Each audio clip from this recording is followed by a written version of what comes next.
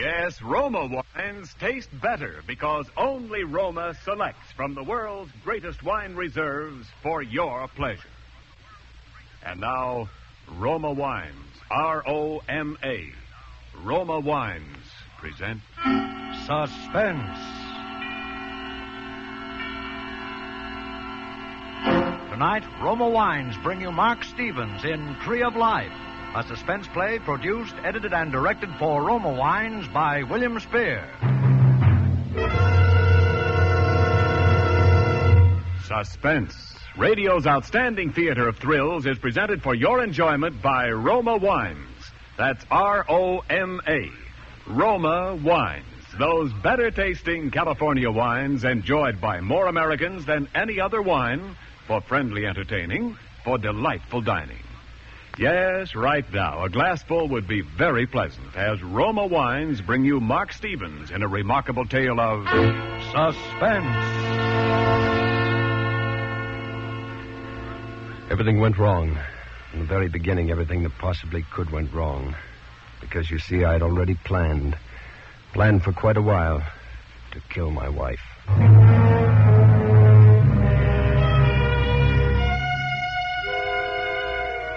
The first thing was the doors. And that's funny, too, because that was the thing that had impressed me most about the new place, the doors. The house was a double bungalow, twin apartments, really, white stucco with two doors in the front center. The doors were exactly alike, made of modern yellow wood studded with nails. The nails spread out in a Tree of Life pattern. Tree of Life. I could still see Helen standing with her slim, elegant figure silhouetted against the door, her hair blending with its warm color and her blue eyes burning with that strange, acquisitive fire I'd once mistaken for passion. Isn't it a beautiful door, Jimmy? I really think I'm clever to have found it. You know, it's definitely the smartest place we've ever had. Oh, don't just stand there, darling. Come on. You'll positively love the inside. You see? See, the entrance hall and the living room can be thrown into one. Oh, Jimmy, we can have the most stunning parties. The bedrooms to the back? 3 rooms, small dressing room, 2 baths. Of course, we'll have to buy some new furniture to go with the house. Most of our old pieces simply won't belong.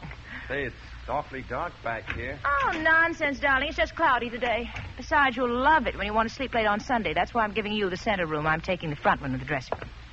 The corner room with the 3 windows. Oh, that'll be the guest room, darling. Mom and the girls will be coming in every so often, you know. And you want to bring home some of your business associates, you know. I never have. Don't you see? Now you can, darling. Jimmy Dawson, I'm not going to let you be an old stick in the mud anymore. We're going to have a wonderful winter. There's a young couple in the other part. Their name's Roxborough. I think that's what the agent said. Anyway, I saw her from a distance. She seems to be a perfectly stunning brunette. Just our sort. Imagine the 4 of us will do lots of things together. Now, admit it. Admit it. The house is priceless, isn't it? Yeah, of course, Helen. But isn't there some small room where I might do some... Painting? Yeah.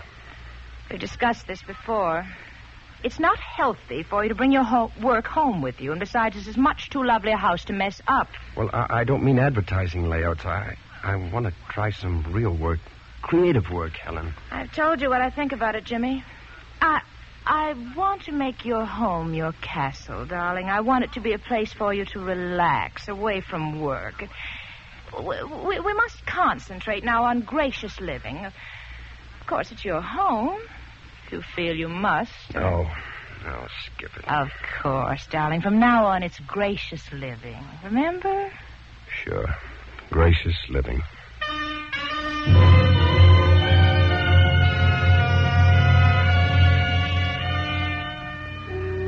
I'd already begun to make some plans for Helen, for killing Helen, that is, when we moved into the new house 2 weeks later. I rode the Interurban to work that day and left the car with Helen. She said she needed it to move some of our smaller, more breakable treasures. I offered to stay and help her with the moving, but Helen said I'd be in the way. I ate dinner in town and rode the Interurban back and walked the 7 blocks to my new home. I hated it more with each step I took. When I got there, the shades were down. The lights were out on both sides, which meant Helen was out again. I stood outside for a while, not wanting to go in. Finally, I started up the steps, but the doors made me pause. I suddenly realized I didn't know which was my door. I felt like a fool. Supposing I were to go barging in on the Roxboroughs or whatever their name was. Certainly they'd think I was a fool. All I could do was choose one of the doors. I was just fumbling at the lock with my key when the door opened from the inside. I couldn't see the man who had opened it very well, but I could see the gun he held in his hand. It was the biggest gun I've ever seen in my life. Come in. Why, Come in. After he closed the door, the man with the gun switched on the lights. Hey, what? Then I saw the other one. He was big, with a lot of black hair and an angry face. He had a gun, too. He kept fooling with it, spinning the cylinder. He was standing in front of the couch, trying to hide something. Something lying there covered up with an overcoat. But I knew what it was. I saw the hand trailing down on the floor, a woman's hand. And just who are you? I'm... You heard him. Who are you? Is that my wife? Oh, so you're Roxborough, huh? You're supposed to be halfway to Chicago by now. Roxborough. Well. Cute, ain't he? Curly hair and everything. Real cute. Look, I made a mistake. The Well, door. what do you know about that? He thinks he made a mistake, Rico. What kind of mistake you think you made, Curly? What kind of a mistake? You fixed this thing all up with our boss, the day, the time, the alibi, the works. And then you walked right in the middle of it. Oh, yeah. Hey, you made a mistake, all right, Curly. The biggest mistake you ever made in your life. Maybe the last, too, huh, Rico? Maybe the last. Who knows?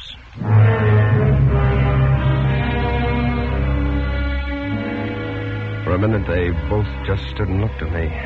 Oh, I'd made a mistake, all right. Here I'd gone and stumbled in on a job being done by a couple of hired killers. The job of killing his wife for Roxborough. My neighbor, Roxborough. And they thought I was Roxborough. Even that wasn't the worst.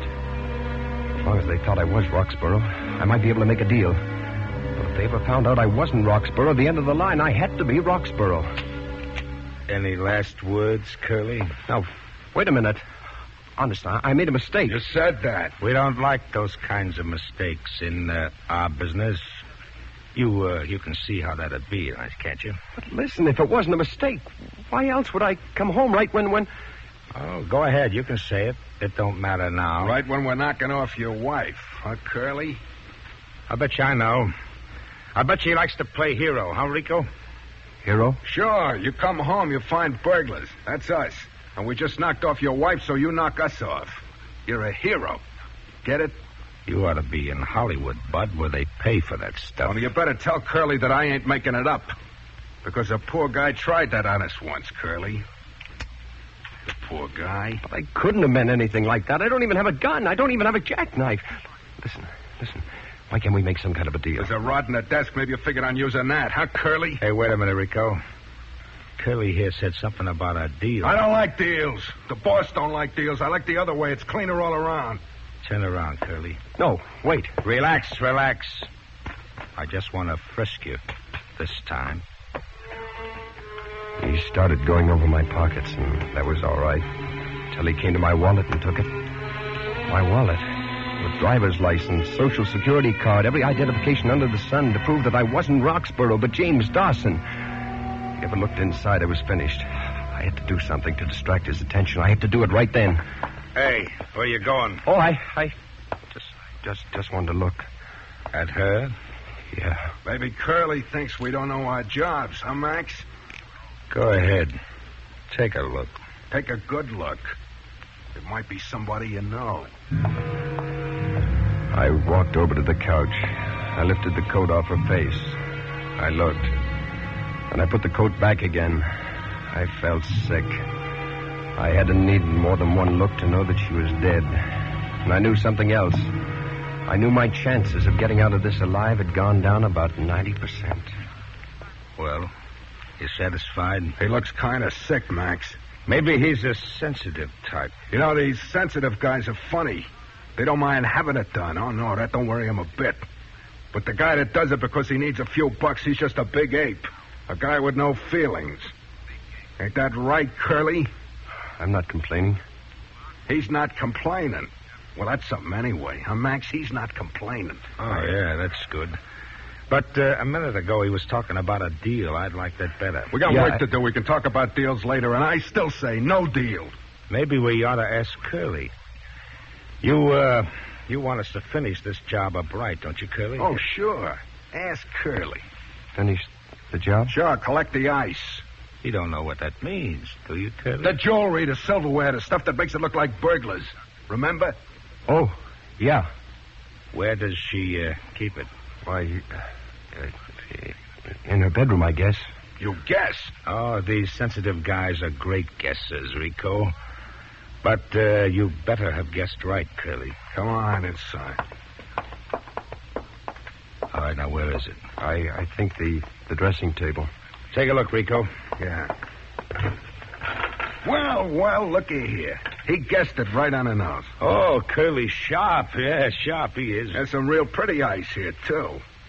I bet this was her engagement ring, huh, Curly? You got the stuff. You don't have to talk about it. Oh, wait a minute. You got the wrong attitude, Curly. You knew this was part of the deal. We get part of our cut out of this stuff. Hey, I tell you what I did with that sapphire, Max. What's sapphire? The Allison job, the place you got the garnets. Oh, yeah. I had it made into a pin for my kid. I gave it to her for graduation. She was crazy about it. Your kid? Sure, I got a couple of swell kids, boy and a girl. Smart, too. Maybe that's the trouble with these sensitive guys, huh, Rico? No kids.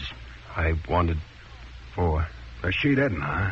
Well, that's the way it goes sometimes. I bet she'd have figured it a little different if she'd have known how it was going to turn out for her. Huh, Curly? Yeah, maybe she would. All right, now listen, we got work to do, the rest of the house. Now, how about that deal? Never mind a deal. What are we going to do with him while we're working? Lock him in here. You wouldn't try to holler or anything like that, would you, Curly? Oh, no, I won't. You see, I told you, he's sharp. He's going to think over the deal while we're gone. I tell you, I don't like it. How do you know? You haven't heard it yet. Oh. Now, listen, Curly. There's 2 ways. First is Rico's way. Quick, clean. You know what I mean? I know. The other way, you pay us $5,000. But I haven't got $5,000. With a setup like this, with the business you got, you can raise it. And you'd better, too. I still like my way better. See what I mean, Curly? Think it over. Come on, Rico. Maybe I better stay here and watch him. If you watch him, who's going to watch me? I see what you mean. And don't try nothing funny, Curly. Because I still like my way better.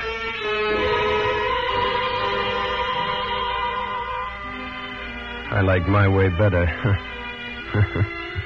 I knew he wasn't kidding. He'd already killed once tonight. There's already 1 dead body in the house. There could just as easily be another. There could be me.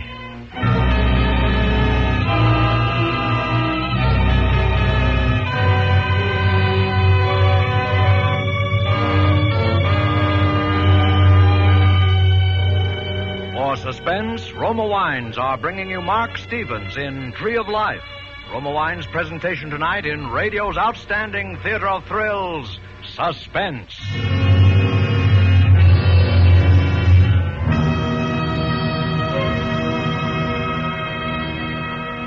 Between the acts of Suspense, this is Ken Niles for Roma Wines. Here's an easy way to return the compliment of the friendly hospitality you've enjoyed over the holidays. Simply invite your holiday hosts to an open house and delight them with Roma California wines. Yes, you're sure to please every guest with better-tasting Roma sherry, port, or muscatel because more Americans enjoy Roma than any other wine. The reason? Roma wines taste better because Roma starts with choicest grapes.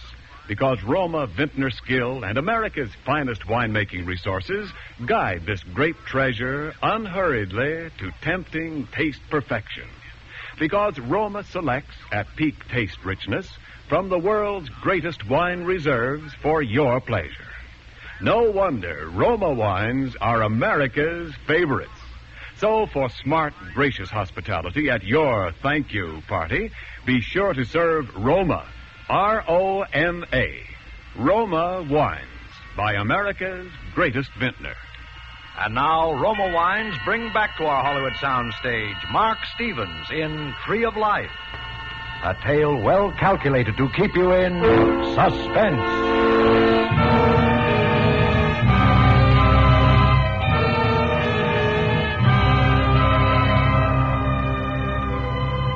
So I sat there waiting, locked in a bedroom by a couple of hired killers while I ransacked the house for loot. All because I'd just moved into a two-family house with two front doors that had that Tree of Life design on each one exactly alike. All because these gunmen thought I was my neighbor Roxborough, who had hired them to kill his wife. Well, they'd done their best, all right. There's the dead body on the couch in the front room right now. That was why I had to make a deal somehow. That dead body. And more than that, if I did manage to put it over, I had to have money to get away. Because I knew I had to go far away for a long time. They had my wallet. But there was just the off chance there might be some in the room here somewhere. She must have had money. I started going over the room with a fine-tooth comb. The closet, inside of shoes, hat boxes, under the mattress, any place, every place the woman might be liable to hide money. In the bottom bureau drawer, I found a letter pocketbook. It had 2 affectionate notes from some guy named Steve, and that was all. I gave up. I went back to sit down in front of the dressing table again. I knocked something on the floor. It's a powder box. One of those musical things that keeps playing some gimmick tune over and over until they run down. There was powder in a little heap spilled on the floor. There was something else. Buried in all that powder was what I'd been looking for. A roll of bills, nearly $400. I just about had time to stuff them in my pocket when I heard the 2 gunmen galloping down the hall. What do you think you're doing in there? Hold it, Rico. Huh? All right, what's the idea? I just a little nervous, I guess. I knocked that thing on the floor, see? Well, put it back together again. Sure. What do you know? He's nervous. What are you nervous about, Curly? My wife's got one of them things, too. Made me get it for her last Christmas. Did it make you nervous like Curly? Curly ain't nervous about that. You got a way to get that $5,000, Curly? I can't get the cash right away. Well, maybe we could take a note, huh, Rico? Huh? Oh, yeah, note. Sure, maybe we could. Come on, Curly. You're going to come out here and write us a nice little note. All right. Now, sit down there at the desk. Make yourself real comfortable. Maybe you better tell him how the note should go. Oh, yeah. Maybe I should. Now, Curly, all you got to do is write us a nice little note telling how you killed your wife. How I killed my wife? He don't think he did kill his wife. Maybe he thinks we did. But if I did that, you could blackmail me. You could keep blackmailing me. You see, I told you he was sharp. You know, this thing has got to be said right so one can believe it. Right, Curly? Yeah, that's right. That's right. Now, you're going to sit right down there and write how you and your wife was always getting in your hair, you know. You was always having fights, and finally, you had a real big one tonight, and you hit her over the head with a bottle. Only you hit her a little too hard, see? Is that how she... You don't think we use these things unless we have to, do you? It's too noisy. We don't want to cause you no trouble, understand, Curly? We just want to be sure you do raise that $5,000, see? Yeah, I see, but... Well, if it came to a showdown, how would you explain the note? Very sharp. You see what I mean, Rico? Curly wants to know, if we turn him in, how do we tell the cops we got the note? Easy. We make a deal with a guy who's got to take a rap for burglary anyway. Says he burgled this place, too, and found the note. We bought it from him. Get it? I get it. Then start writing.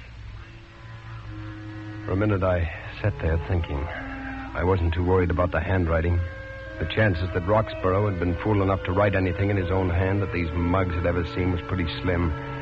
And it couldn't do me any harm, writing a confession in another man's name. So I began to write. And I stopped thinking about Roxborough and his wife. Began thinking about Helen and 5 wasted years. The opportunities missed, the friends lost, the time gone down the drain. All because of Helen and what she thought was gracious living. Gracious living. When I got through it was a pretty good note. Let me see it. Here, huh? Okay. It almost sounds like you meant it, Curly. I did. Okay. Sign it. Huh? I said sign it. Sign it? I couldn't sign it. I didn't know Roxborough's first name. They'd know that. The one thing they'd be sure to know. I could have cried. To get this far, freedom almost in sight, and then to have it end this way, I just sat there holding the pen. What's the matter? Cold feet? Yeah, maybe. Come on, sign it. Well, And not K. Roxborough, like that little printed note you sent the boss. The full name. Not K. Roxborough, the full name. What's the K for, Curly? Kenneth? No, it's Kendall. Is that all? No, that's not all. Oh, no, the $5,000. That's the idea. That's my shop, boy, the $5,000. Well, I don't know what I can lay my hands on that much cash tonight. Well, cash was sort of what we had in mind, Curly. I could write you a check. No checks. Hey, wait a minute. I think he's got something there. Yeah, he could date it ahead. He could say he gave it to his wife for a mink coat or something, and it was stolen by them nasty burglars. You could think up something, couldn't you, Curly? You better. Why can't we get the cash from him tomorrow? Because Curly's got to be in Chicago tonight for sure. If the cops snab him for this job, what good is that little note he just wrote us, huh? Oh, yeah. Okay, Curly, write a check. Sure. To, cash. Yeah. 5,000. Kendall Roxborough. Okay. Now we're going to do you a favor, Curly. We're going to take you down and put you on that next train to Chicago. How do we know we won't take a pounder and never come back? And leave this nice business of his? Oh, Curly wouldn't do that, would you, Curly? No, of course not. Okay, then let's go. I don't like sticking around here with that. She can't hurt you. She can't hurt nobody. Even Curly, if he's smart.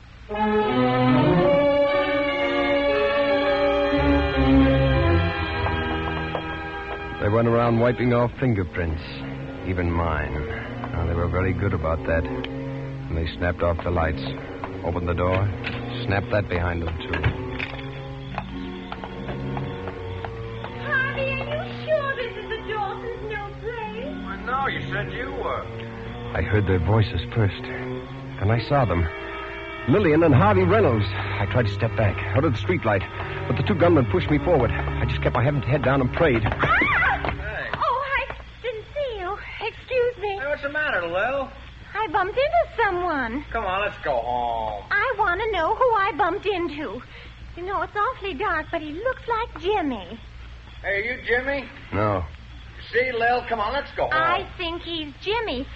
Who are your friends, Jimmy? They're not Jimmy. They're not my friends. Must be relatives. Don't you think so, Harvey? Must be Oh, relatives. come on, Lil, let's go home. Sounds like Jimmy.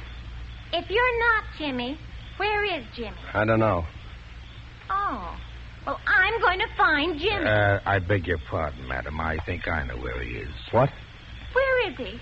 Where's Jimmy? You're just a little mixed up. Now, if you go 5 blocks up the street, then 4 blocks over, it's the big yellow house on the corner. Come on, Harvey. I told you we'd find Helen and Jimmy. Doggone it, Lil, I want to go home. I sure feel sorry for Jimmy if she finds him. So do I.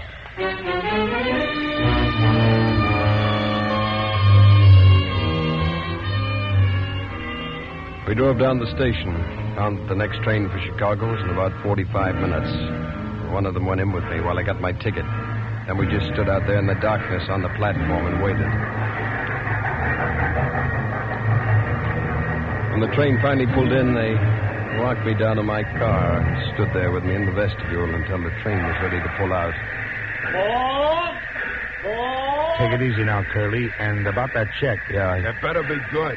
Yeah. Because if it ain't, we'll be waiting for you when you come back.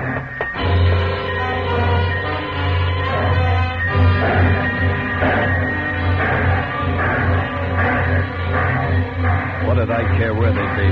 I was free. Well, I was going to Chicago, all right. But from there, I was going to catch a train to Detroit.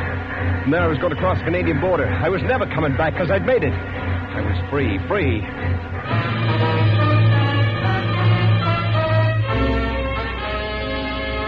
I got in Chicago, all right. And I got a train for Detroit last night. I was walking through the observation car, not paying much attention to anything except look for a seat, when somebody slapped me on the shoulder. Well, if it isn't Dawson. Huh? Oh, yes, maybe you don't know me, Mr. Dawson. I know you, at least by sight. I'm your next-door neighbor, Kent Roxborough. Kent Roxborough? Mm-hmm. Well, small world these days, isn't it? I suppose you're out this way on business like me, huh? I stayed over in Chicago last night. Got a good room for a change, too. Then I thought I might just as well clear up a couple little things out in Detroit. Listen, Roxborough, I got to talk to you. Of course, old man. Come on, let's find a seat. No, not here. What's the matter, old boy? Trouble? Listen, I ran into those men last night by mistake. Those men you sent to see your wife. What? What in the world are you talking about? I never sent any... Okay, it's all right. I understand why you did it. I was thinking of doing the same thing myself, but I walked in on them by mistake. They told me all about it. They thought I was you. Let's you and me take a little stroll out onto the observation platform, Dawson. Yeah, sure.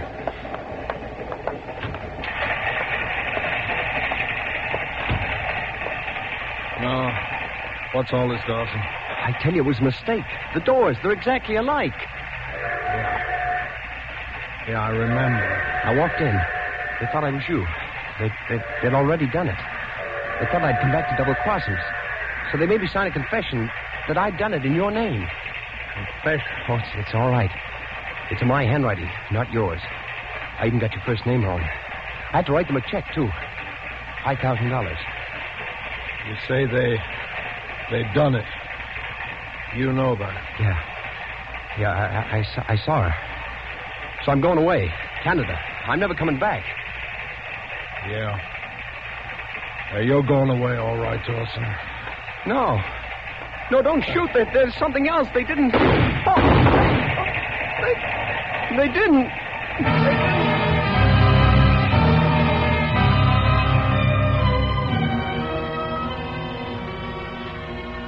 They found me beside the tracks this morning. They say I may live until tonight, maybe even a little longer. I guess I can't blame him. The cops picked him up. He'll get his. So will those two hired killers. I guess he thought he had to do it once he knew that I knew. I guess I can't blame anyone but myself. I guess it's what you call retribution. Because I'd planned to kill my wife. I'd have done it, too, I guess.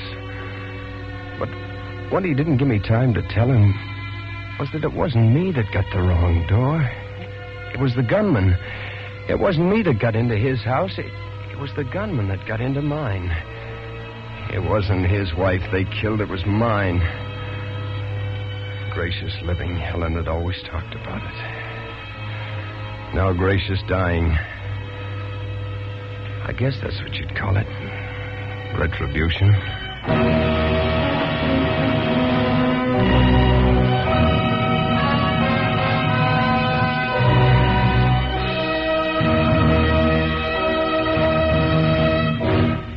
Suspense. Presented by Roma Wines, R-O-M-A, Roma, America's favorite wines. And now this is Ken Niles making a curtain call with the star of tonight's suspense play, Mark Stevens. Mark, I'm sure that Mr. Webster gave the world the word suspense just to describe a dramatic performance such as you've given us here tonight. Oh, thank you very much, Ken. It was a wonderful part. And I've noticed that you make it a custom here on Suspense to provide your guests with the most wonderfully dramatic roles. And there's another suspense custom I'm sure you'll enjoy. Each week we present our star with a gift basket of Roma wines.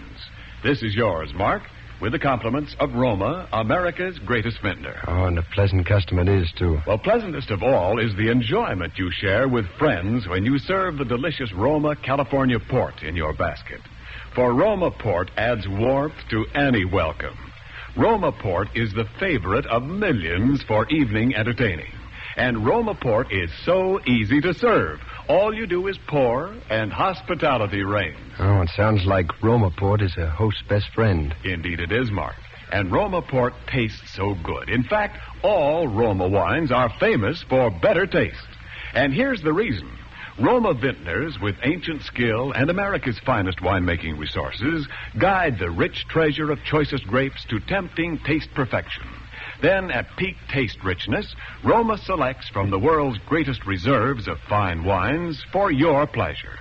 No wonder more Americans enjoy Roma than any other wine. Well, the popularity of Roma wine speaks for itself, Ken. And thank you very much, and good night.